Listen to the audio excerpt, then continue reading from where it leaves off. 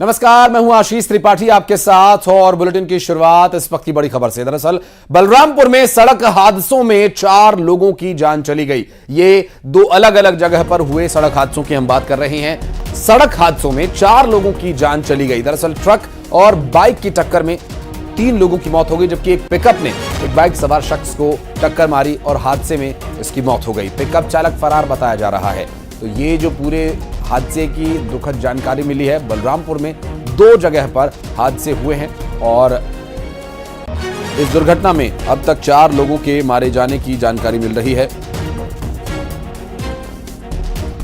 आपको बताते चलें कि 2 जगह हुए हादसों में 4 लोगों की जान चली गई। एक जगह एक पिकअप ने बाइक सवार को टक्कर मारी थी और एक स्थान पर एक ट्रक से बाइक टकराई जिसमें 3 लोगों की जान चली गई थी। ये बलरामपुर से 2 जगह से हादसों की जानकारी मिली, जिसमें 4 लोगों की जिंदगी हलाक हो गई।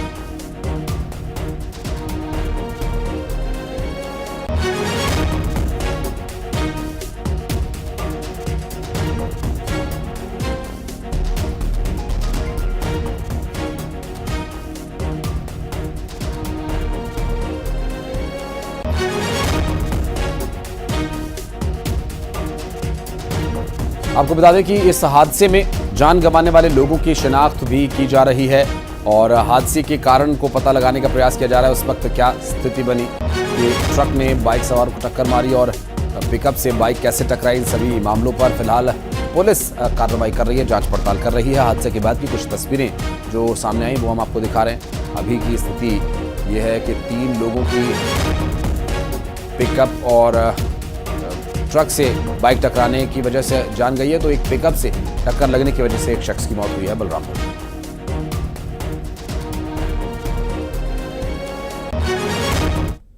और बढ़ते हैं आगे। रायपुर में रानी दुर्गावती बलिदान दिवस पर सीएम साय ने उन्हें श्रद्धांजलि अर्पित की और इस मौके पर उन्होंने शक्ति को नमन किया और कहा, ये गौरव की बात है कि रानी दुर्गावती आदिवासी समाज से थी। संसद सत्र में नीट मामले पर संभावित हंगामे पर सीएम ने कहा कि नीट पर पहले ही जांच के आदेश दिए जा चुके हैं, मामले में कार्रवाई हो रही है, पदाधिकारियों को हटा दिया गया है।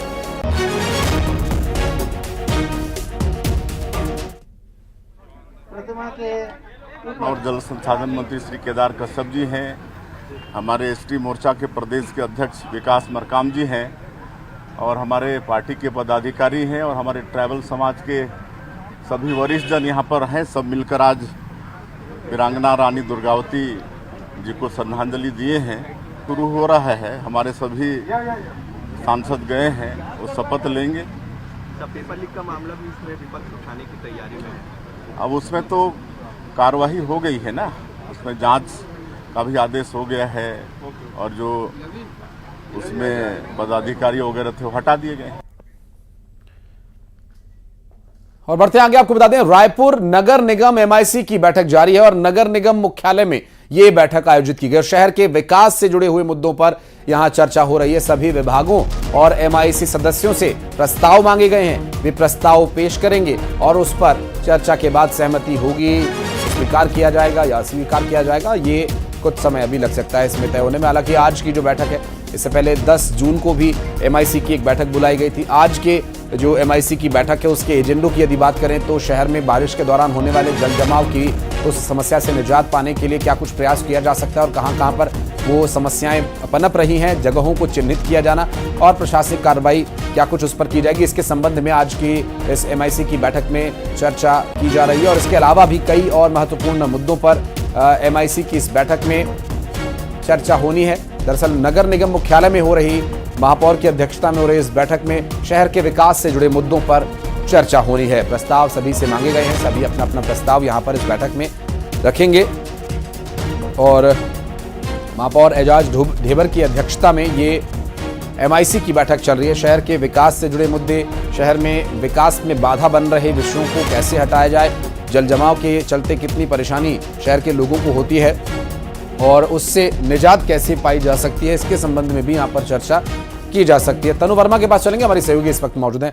तनु, आज के एमआईसी की बैठक की यदि बात करें तो ये कब शुरू हुई, कितनी देर चलनी है और एजेंडे इसमें क्या कुछ प्रमुख रूप से शामिल है?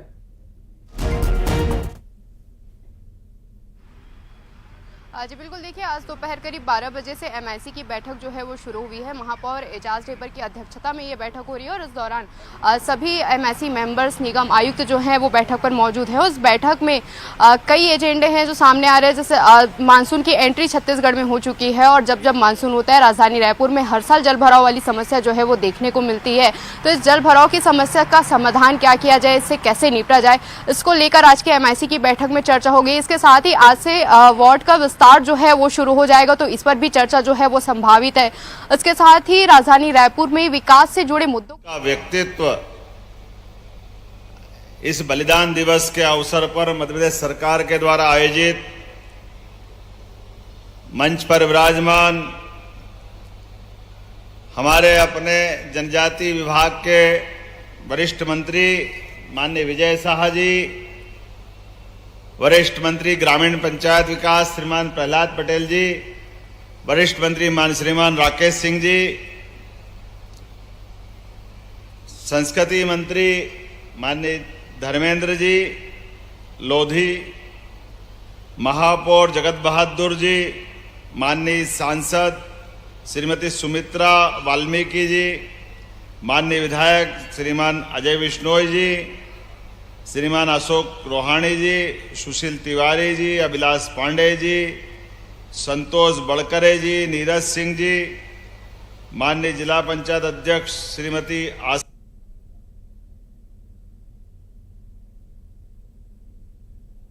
आशा मुकेश गोटिया जी, सभी अतिथिगण इस अवसर पर सामने इस कार्यक्रम में सहभागी कर रहे सभी भाइयों बहनों, पत्रकार साथियों, आमंत्रित अतिथिगण, भारत जिसकी हजारों हजार साल से एक विशेष पहचान है, हम सबके लिए अलग प्रकार से जाना जाएगा। विगत 500 साल का इतिहास, उसी समय जब रानी माता अपना अभियान चला रही है, चित्तौड़ के राजा हम सब जानते हैं, महाराणा प्रताप, वो भी उसी समय अभियान चला रहे हैं।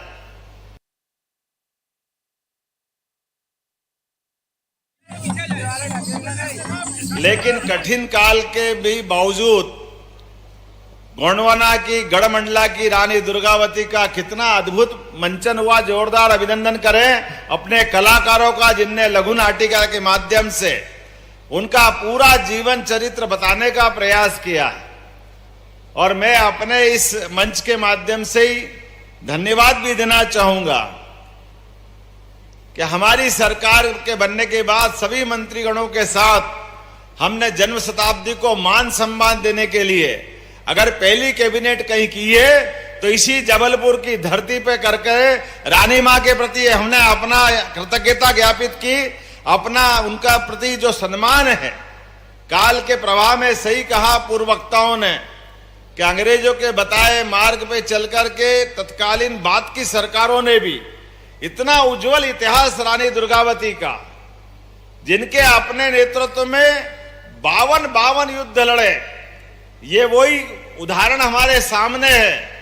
गढ़मंडला बहुत अलग प्रकार का वनांचल का गढ़ है, लेकिन एक ऐसी साम्राज्य, ऐसी वीरांगना जो अपने बलबूते पर न केवल युद्ध जीतने का हिम्मत रखती है, बल्कि अपने सुशासन के सभी मापदंड पूरे करती है। जहां जल रचनाओं की, तालाबों की बात आ रही, वीरता की बात आ रही, और कई रहस्य भी दबे हुए हैं जिनके लिए समाज के सामने वो रहस्य भी आना चाहिए।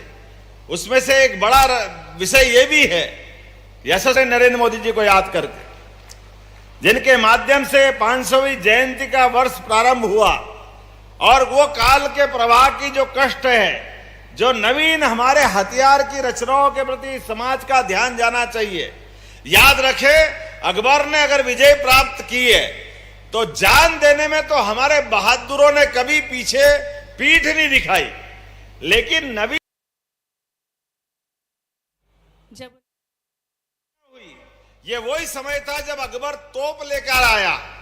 वो तोप के बंदूक के प्रयोग से हमारे बहादुरों के साथ अन्याय करते हुए जो जो उनको जीतने के तरीके चाहिए उस तरीके में ये नवीन हथियारों की जो रचना खड़ी हुई, इसका नुकसान भी हमको उठाना पड़ा। कहने वाले ये भी कहते हैं कि तोप के प्रयोग के कारण से रानी दुर्गावती की हाथी वाली जो सेना थी, वो सेनाओं को भी अपना युद्ध में लड़ने में कठिनाई पैदा हुई। दूसरा एक अपना नियम था, जिस नियम के आधार पर रानी ने कहा कि सायंकाल के बाद भी युद्ध लड़ना चाहिए और युद्ध को रोकना नहीं है, लेकिन जो हमारे अपने सहयोगी रहते हैं वो सहयोगियों ने कहीं भूल से ये गलती भी की कि रानी आप कभी युद्ध जीते कभी हारी नहीं, आप तो भवानी है, रणचंडी है, इसलिए आपको रात में युद्ध करने के बजाय कल युद्ध करेंगे। रानी ने उस समय इशारा किया था कि देखो अभी उनकी तोपें नीचे हैं, कल ये ऊपर चली जाएगी तो कष्ट बढ़ाएगी, इसलिए रात में दुश्मन पे आक्रमण कर देते हैं। लेकिन वो एक ऐसा रहस्य जिसको समाज के सामने लाने की जरूरत है। और दूसरा बड़ा कि हाँ, हमारे अपने वनांचल के अंदर क्या प्रतिभाएं हैं, इनका जीवन चरित्र पूरे देश तो क्या दुनिया के सामने पहुंचाने की जरूरत है। मुझे इस बात की प्रसन्नता है, हमारी सरकार ने तय किया है कि रानी दुर्गावती का ये चरित्र हम दुनिया के सामने ले जाएंगे अपने सभी प्रकार के यत्नों से। पाठ्यक्रम का हिस्सा बना करके अलग अलग प्रकार के अवसरों पे सेमिनार, जानकारियां दे करके, ये देखो आप एक के बाद एक रानी दुर्गावती से प्रारंभ होकर के ये क्षेत्र रानी अवंतीबाई पे भी जाता है, रानी झांसी के पास भी जाता है, मुगल काल से भी लड़ने वाले लोग, अंग्रेजों के आगे भी लड़ने वाले लोग और लड़ने वाली रानियां, ये हमारे लिए सौभाग्य की बात है। आज दुनिया के सबसे बड़े लोकतंत्र की अगर राष्ट्रपति के रूप में हमारी श्रद्धा का केंद्र बनी है तो हमारी आदिवासी अंचल की माननीय राष्ट्रपति श्रीमती द्रौपदी मुर्मू के लिए वे जोरदार अभिनंदन करें। और ये रानी दुर्गावती के माध्यम से चलने वाला अभियान माननीय प्रधानमंत्री श्रीमान नरेंद्र मोदी जी इस बात का एहसास कराते हैं कि हाँ, हमारे क्षेत्र में विविधता होगी, अलग अलग प्रकार के वनांचल के हिस्से होंगे, लेकिन सच्चे अर्थों में हमारी श्रद्धा ये रानी दुर्गावती के प्रति श्रद्धा है कि हाँ, हमारी शासिकाएं हमारी बहन क्यों नहीं हो सकती। हमारे अपनी बहनों के माध्यम से मैं आज इस अवसर पर यह भी कहना चाहूंगा कि यशस्वी प्रधानमंत्री के इस अभियान का हिस्सा है कि 5 अक्टूबर तक जब ये जन्म शताब्दी का समापन होगा तो निश्चित रूप से सरकार के माध्यम से पिछले महीने 3-4 महीने चुनाव में चले गए, लेकिन अब हर महीने कोई न कोई उत्सव होगा जिसके माध्यम से रानी दुर्गावती की गाथा हम क्षेत्र में गाने के लिए क्षेत्र में जागृति फैलाने का काम करेंगे। मैं इस बात के लिए भी प्रसन्नता व्यक्त करता हूं कि विभाग ने कम समय में बहुत अच्छा प्रबंधन किया है, लेकिन हमारे अपने बहुत सारे ऐसे किले, बहुत सारी रचनाएं जहां अभी जीर्णोद्धार होना बाकी है, रानी के अपने जीवन के वो प्रसंग समाज के सामने लाने की आवश्यकता है। ऐसे प्रत्येक प्रसंग को हमको सबके सामने लाने की जरूरत है। माननीय प्रहलाद पटेल जी युद्ध, आप बताइए, वो ग्रांड ट्रंक योजना रोड उनके नाम से जाना जाता है, लेकिन शेरशाह सूरी ने भी अगर रानी दुर्गावती के यहाँ आकर के घुटने टेके, इससे बड़ा गर्व की क्या बात होगी। अभिनंदन करें रानी दुर्गावती को। ऐसे रानी दुर्गावती के प्रसंग कौन सा नाम छूटता है। वो बाज बहादुर जो मालवा का सुल्तान होकर अलग अलग प्रकार से दुनिया में घूमता था, लेकिन बाज बहादुर के भी दांत खट्टे किए। अकबर महान पता नहीं कितने प्रकार से जानते थे, लेकिन अकबर की सेना को एक बार नहीं 3-3 बार धूल चटाने का काम अगर किसी ने किया है तो रानी दुर्गावती ने किया। ये हमारे लिए गौरवशाली पक्ष समाज के सामने लाने की जरूरत है। और एक बार नहीं, 2 बार नहीं, कितने प्रकार से अपने सेवकों का भी कैसा ध्यान रखते हैं कि सहयोगी के नाम पे आधार ताल, सहेली के नाम पर चेरी ताल, जल रचनाओं की रचना, पुरस्कार के प्रकार जीवन के प्रत्येक क्षेत्र में नवीन और नवाचार करने का भी रिकॉर्ड किसी ने बनाया है तो रानी दुर्गावती के माध्यम से बना है। ऐसी महारानी को स्मरण करते हुए जो रानी मां के रूप में पूरे क्षेत्र में पूजी जाती है, मेरी अपनी ओर से उनके पुण्य स्मरण को याद करते हुए सरकार की ओर से आदरांजलि व्यक्त करता हूं। और इसी के साथ साथ कमजोर वर्ग के लिए हमारी सरकार जो काम कर रही है, हमारी सरकार के माध्यम से लगातार, जैसे मैंने कहा कि रानी दुर्गावती के नाम से 5 लाख का पुरस्कार हमने घोषित किया है, जिनके माध्यम से उनके विविध पक्षों को सामने लाएंगे। और आपने कहा हमारा एयरपोर्ट जबलपुर वाला गढ़ और मंडला दोनों को मिला के उनका अपना गढ़ मंडला बनता था, तो गढ़ के अंदर ये रानी दुर्गावती के नाम पर स्टेडियम के लिए भारत सरकार से बहुत जल्दी मंजूरी दिलाने का काम भी हमारे द्वारा किया जाएगा, जिसके कारण से ये अंतर्राष्ट्रीय एयरपोर्ट रानी दुर्गावती के नाम से जाना जाए। और आपने कहा कि एक ब्रिज जो बहुत अच्छा बना शहर के लिए, मदन महल तो उनका अपना महल था, उनका स्मरण वहीं से हम 1 मिनट में कर लेते हैं। तो मैं मान के चलता हूं कि यही से घोषणा करता हूं, ये ब्रिज के नामकरण की घोषणा रानी दुर्गावती पे नाम पे करने की घोषणा करते हैं। यहाँ के विधायकों ने 2-1 तालाब बताए, गड़ा तालाब और कौन सा तालाब है ना, तो अभी हमारा अपना अभियान चल रहा है 30 जून तक, और उस 30 जून के अभियान में भी इन तालाबों के ऊपर भी हमारी सरकार काम करेगी। अभिलाष चिंता मत करो, सरकार साथ रहेगी। मड़ा ताल, हनुमान ताल, जो भी आप कहोगे, क्योंकि ये ताल नहीं है, ये जिंदगी है। वसुधा के अंदर हम अपने कुछ पुष्प चढ़ाने का अभियान है, इसलिए ये सारी जल रचनाओं पे भी सरकार के द्वारा जो हो सकता है वो जरूर करने का प्रयास करेंगे। आज के इस अवसर पर 15-16 साल का समय बहुत थोड़ा होता है, लेकिन थोड़े समय में भी अद्भुत राज्य किया जिनने। वास्तव में वो चंदेलो की बेटी, गोंडवाने की रानी, चंडी थी, रणचंडी थी, दुर्गावती भवानी थी। उनके चरणों में प्रणाम करते हुए अपनी बात समाप्त करता हूं। बहुत बहुत धन्यवाद। भारत माता की जय। बहुत बहुत धन्यवाद माननीय मुख्यमंत्री जी, आपकी अनूठी सौगातों के लिए। जबलपुर को आपने अनूठी सौगातें दी और निरंतर आपके प्रयासों से नारियों का रानी दुर्गावती के उस बलिदान को नमन किया, उनकी प्रेरणादायी प्रयास, साहस को याद किया। मुख्यमंत्री डॉक्टर मोहन यादव को आप सुन रहे थे। जबलपुर से ये तस्वीर हम आपको दिखा रहे हैं। ये 461वें बलिदान दिवस पर यहां कार्यक्रम में शामिल होने के लिए प्रदेश के मुख्यमंत्री डॉक्टर मोहन यादव पहुंचे थे।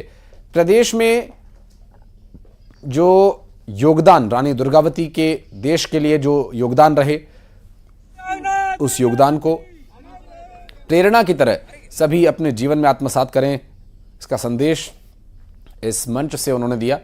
और आपको बता दें कि इस पूरे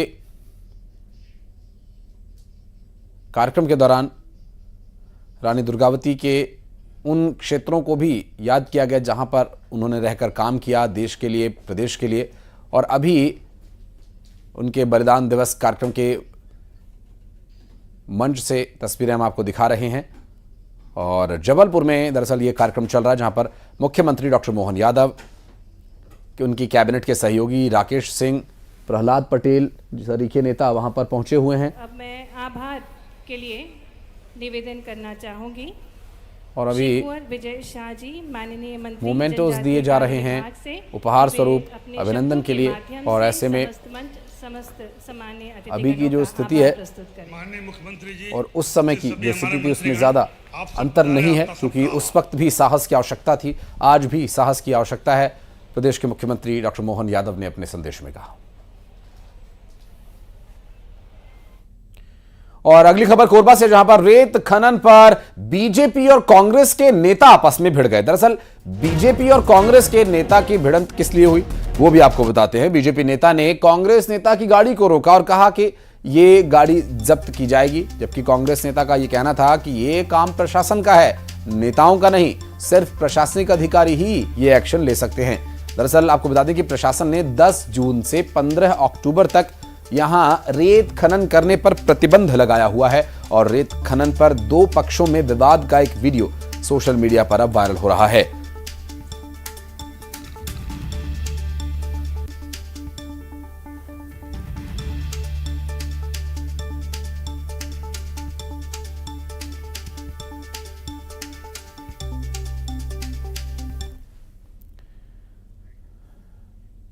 दस जून को हुई हिंसा के 14 दिन बाद बलौदाबाजार में कामकाज अब पटरी पर लौटने लगा है। दरअसल 14 दिन के बाद कलेक्ट्रेट और पुलिस अधीक्षक कार्यालय का रेस्टोरेशन का काम पूरा हो गया। मुख्यमंत्री विष्णुदेव साय ने निर्देश दिए थे, जिला प्रशासन ने 24 घंटे लगकर काम किया। जिला पंचायत कार्यालय और जिला निर्वाचन कार्यालय में भी रेस्टोरेशन का काम पूरा हो गया है।